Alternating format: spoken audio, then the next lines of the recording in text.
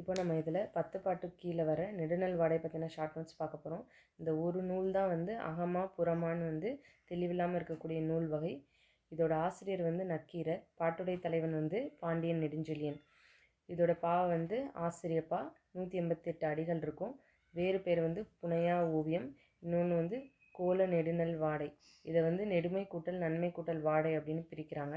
So இந்த நெடுநல் வாடை வந்து நெடிதாகிய நல்வாடை அப்படின்னு வந்து விரிக்கிறாங்க.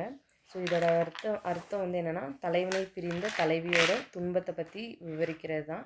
ஸோ இது வந்து ஏன் வந்து புறநூல்னு சொல்கிறாங்க அப்படின்னு பார்த்தோன்னா, இதை வந்து எப்படி மேற்கோள் காட்டியிருக்காங்கன்னா, வேம்பு தலையாத்த நோன்கால் எக்கம் அப்படின்றது வந்து பாண்டியனை குறிக்கிறது. அதனால் இதை புறநூல்னு சொல்கிறாங்க.